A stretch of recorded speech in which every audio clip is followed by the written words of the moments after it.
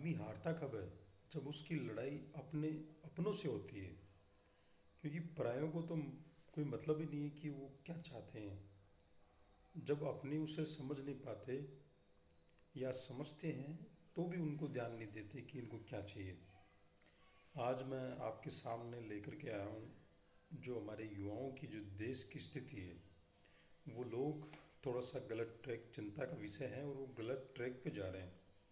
क्या होता है, एक सर्वे हुआ उसमें ये पता चला कि एक दिन में 160 लोग आत्महत्या करते हैं। एक दिन में 160 युवा लोग मरते हैं। और हमारा भारत जो देश है वो युवाओं का देश है। उसमें 60% से ज़्यादा लोग युवा हैं और ये बहुत बड़ा आंकड़ा होता है युवाओं का। और इसमें देखा गया है कि 160 लोगों में से 40% जो युवा हैं जो आत्महत्या करते हैं, सुसाइड करते हैं, उनमें से 30% युवा लोग हैं। और फिर बाकी अलग एज ग्रुप के लोग होते हैं। आज उनको आत्महत्या करने की ज़रूरत क्यों पड़ी?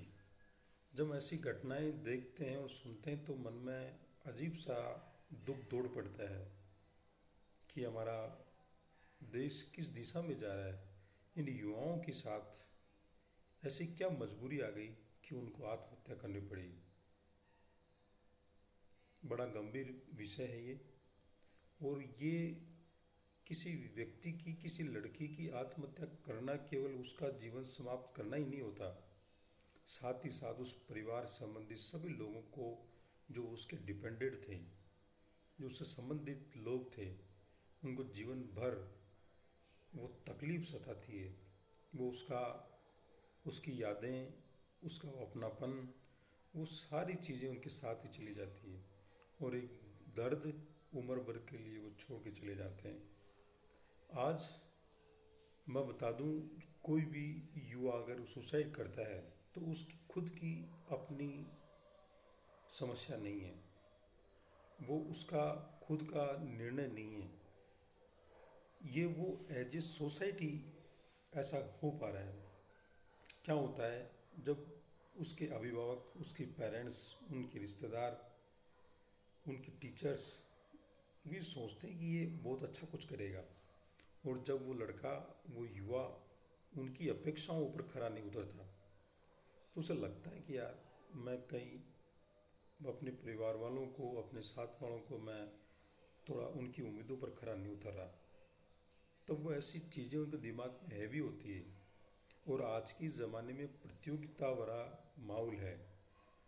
अगर इस माहौल में खुद को फिट नहीं देख पाता, उसे लगता है कि मुझ में कोई कमियां हैं, मुझ में कुछ कमियां हैं और मेरे साथ जो ऐसा हो पा रहा है, वो दबाव झेल नहीं पाता, वो मानसिक दबाव झेल नहीं पाता और वो अपने आप को अलविदा कर देता है एक दिन।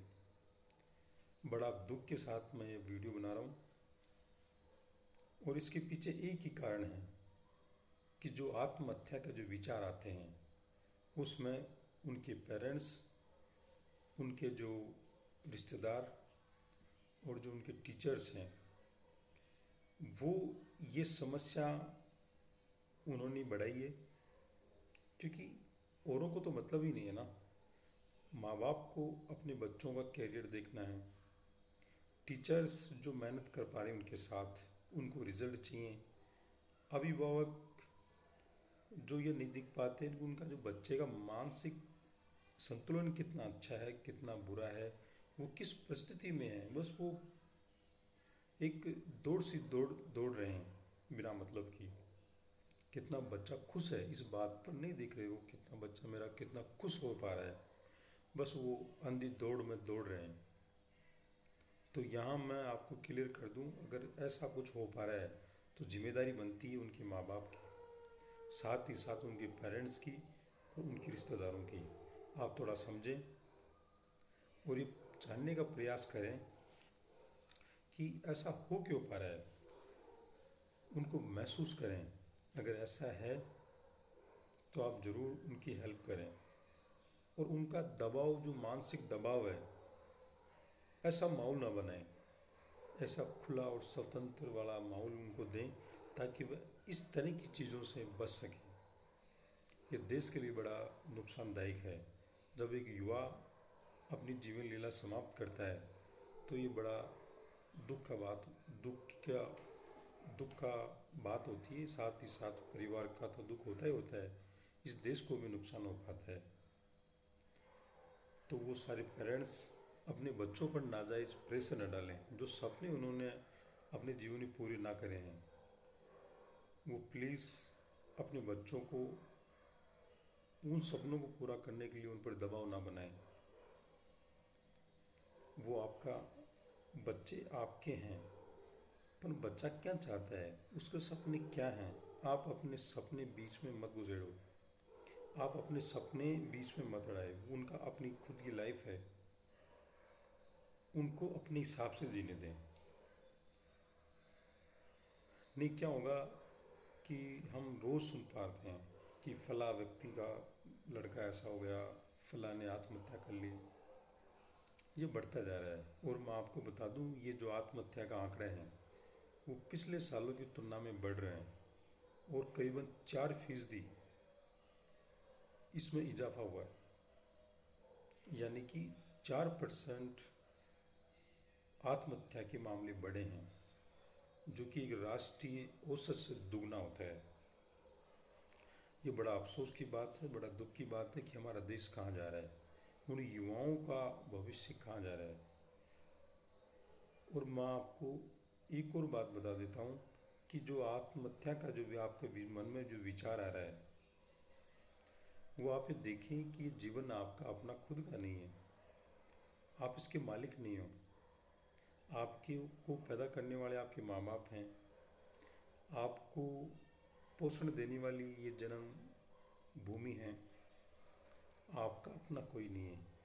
आपकी सांसें भी उधार हैं और आप इतना बड़ा फैसला ले लेते हैं कि आत्महत्या का विचार आपके मन में आते हैं। ये तो सरासर प्रकृति के साथ आप अन्याय कर रहे हैं। थोड़ा रुकें, सोचें और समझें कि क्या ये मेरा फैसला सही है। क्या उन देश के लिए मुझे कुछ करना चाहिए था। आप कुछ कंट्रीब्यूट करने के लिए आए हो, कुछ योगदान देने के लिए आए हैं। आपका जीवन अपना खुद का नहीं है, उस पर बहुत सारे लोगों की उम्मीदें, आशाएं डिपेंडेंट रहती है। तो मैं चाहता हूं कि आप इस प्रकार के विचारों को अपने मन से निकाल दें और पेरेंट्स को भी इस बात को समझना चाहिए कि वो अपना नाजायज़ प्रेशर अपने बच्चों के ऊपर ना ला दें। और मैं फिर से आपको दोहरा दूं कि अपनों का साथ होना बहुत ज़रूरी है। ये भावनात्मक लगाव आप रखेंगे अपने बच्चों के साथ तो इस प्रकार की घटनाएं नहीं होगी। बड़ा हासिल करें, अच्छी बात है, मैं भी चाहता हूँ, पर क्या वो उसकी जीवन से बड़ा कुछ हो सकता है। सबसे पहले उसका जीवन है, उसके बाद बाकी सारी चीज़ें आती है। जब आप ही रहेंगे तो सारी चीज़ें रहेगी, जब आप ही ना रहेंगे तो सारी चीज़ों का कोई मतलब नहीं है, कोई मतलब नहीं है। तो कोशिश करें कि आप ये जो आंकड़े जो मैं बता रहा हूँ, 160 युवा रोज़ आत्महत्या करते हैं, ये आंखें खोल देने वाले आंकड़े हैं। बड़ा दुख होता है जब किसी का कोई जवान बेटा या बेटी आत्महत्या करते हैं, बड़ा तकलीफ दे होता है। तो ऐसी घटनाएं आगे ना हों, नाजायज़ सपने ना तोड़ें, साथ ही साथ आप उनको उनका सहारा बने और ये देखने का प्रयास करें कि क्या वाकई में आप उनकी हेल्प के लिए वो क्या चाहते हैं, आप उनकी हेल्प करें ताकि वो बिना किसी दबाव में रहकर पढ़ाई कर सकें और वो कर सके जो उसका मन चाहता है।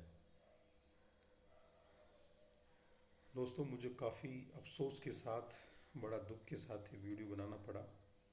मुझे लगा कि मैं आपके साथ ये इंसाइट्स शेयर करूं ताकि किसी और के ये वीडियो काम आ सके।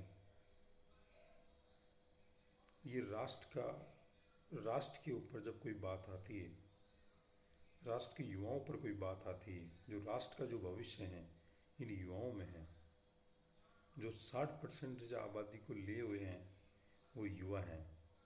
हम इसे ऐसे नहीं छोड़ सकते, वो हमारी जिम्मेदारी है। हम उनको एक रखें, साथ ही साथ जो पथ से भ्रष्ट हो गए हैं, पथ भ्रष्ट हो गए हैं, उनको पथ पर लाएं। चाहे वो मानसिक तनाव की वजह से हो पा रहे हैं या खुद को कमजोरी की वजह से मान लें कि मुझ में कमजोरी है। देखिए, कमजोरी सब में हो सकती है, होती भी है, और हमें इन सबको, एक बात और मैं कह दूं आपको, कि अपूर्णता को हमें स्वीकार करना होगा। परफेक्ट कोई नहीं है और बनने का प्रयास भी ना करें। अपूर्णता को हमें स्वीकार करना होगा। जो आपकी संसाधन आपके पास हैं, जो चीज़ें आपके पास है, उन्हीं को बेहतर करने का प्रयास करें। जो है उनमें से कम ना करें, और कोशिश करें कि आत्महत्या का विचार कभी भी आपके दिमाग में नहीं आना चाहिए। और ये जिम्मेदारी उन टीचर्स की है, उन पेरेंट्स की है, और साथ ही साथ उनकी सगे संबंधियों की भी है, ताकि वो अपने बच्चों को समझ सकें उनका दिल क्या चाहता है, वो क्या करना चाहते हैं। इस बहुत बड़ी सारी दुनिया के अंदर आपके लिए भी कुछ ना कुछ बहुत अच्छा है और आप बना सकते हैं। ये न सोचें कि मेरा एक कैरियर में मैं सफल हुआ हूँ। इसका मतलब ये नहीं कि आप जीवन में फेल हो गए हैं। हो सकता है आपका एक टास्क रह गया हो, आप नहीं कर पा रहे हैं। इसका मतलब ये नहीं कि आप जीवन से हार जाओ। जीवन सबसे बड़ी चीज़ है। जीवन एक प्रयोगशाला है। जितना आप प्रयोग करेंगे उतना ही सफल होते जाएंगे। और जो अनुभव हैं, ये आपकी ज़िंदगी है। अनुभवों को सहेज के रखना। अनुभव ही आपके जीवन बनाते हैं, और ये यादें आपके साथ रहेगी। आपके जितने ज़्यादा अनुभव अच्छे रहेंगे, पॉजिटिव रहेंगे, उतना ही जीवन कुछ सुखनुमा, सुखदायी बनेगा। मैं इसी के साथ उन सारी युवाओं को एक बार फिर से कह दूं कि आप सफल जरूर होंगे, लेकिन आत्महत्या का विचार कभी जीवन में कभी नहीं आया। एक बार ये सोच लें कि मेरे माँ बाप हैं, मेरा समाज है, मुझे उनके लिए कुछ करना है। पहले न्यूज़पेपरों में समाचार पत्रों में ऐसा आता था कि नेगेटिव न्यूज़ आया करती थी, पर आज नेगेटिव न्यूज़ कम से कम आने लगी है। और ये वजह है कि जब पॉजिटिव चीज़ें बढ़ती है तो नेगेटिव चीज़ें भी बढ़ती है। पर आंकड़ों को नज़रअंदाज नहीं किया जा सकता। जो सत्य है वो सत्य है। एक दिन में 160 लोग आत्महत्या करते हैं तो करते हैं, हालांकि बताया नहीं जाता है, फिर भी रिपोर्टें बताती है। और ये बहुत बड़ा आंकड़ा है। ये तो वो लोग हैं जो रिपोर्ट्स में आते हैं, ऐसे बहुत सारे लोग हैं जो रिपोर्ट से बाहर भी रह जाते हैं। आप सोच के देखिए, अगर ऐसे हालात हैं तो उस परिवार के साथ क्या बीतती है। बड़ा तकलीफ दे होता है, बड़ा तकलीफ दे होता है। कई बार पढ़े लिखे लोग, काफ़ी एजुकेटेड लोग ये फैसला ले लेते हैं। वो पढ़ाई लिखाई के मामले में बहुत टॉप होते हैं, पर जीवन को जीने का जो अंदाज, जो अदाएँ हैं, वो आपकी पढ़ाई लिखाई से अलग है। जीवन को चलाने के लिए जो अंदाज, जो स्टाइल चाहिए, वो अलग होती है। ये हमें थोड़ा सा समझना पड़ेगा, ताकि हम ये जीवन क्यों मिला है ये हम समझ सकें। यहाँ पर सब कुछ पाने के लिए है, खोलने के लिए नहीं है। हम एक दिन सबको जाना है, पर हम जाने से पहले कुछ ऐसा करें इस देश परिवार के लिए, समाज के लिए, इस देश के लिए, ताकि हमारे जाने के बाद भी वो चीज़ें याद रहें। और मैं इसी के साथ इस वीडियो को यही विराम देता हूँ। और जब भी आपके पास ऐसा कोई सूचना मिले या ऐसा कोई मौका मिले कि आप उनको मार्गदर्शन दे सकें, जो युवा भटक गए हैं, आप उनको इकोलॉजी फ्रेम में ला करके चीज़ों को समझाने का प्रयास करें। और ऐसा नहीं कि उनके माँ बाप, उनके पेरेंट्स ही उनको समझा पाएँ। एक जिम्मेदार नागरिक का भी फर्ज होता है कि वो अपने आसपास के लोगों को थोड़ा पॉजिटिव और इकोलॉजी फ्रेम में लाने का प्रयास करें। तो उन सब की जिम्मेदारी बनती है कि वो चीज़ों को समझ सकें, ताकि वो भी आगे चीज़ों को शेयर करें, कि वो भी लोगों को आगे एजुकेट करें। और मैं इसी वीडियो को यहीं विराम लेता हूँ। Thank you.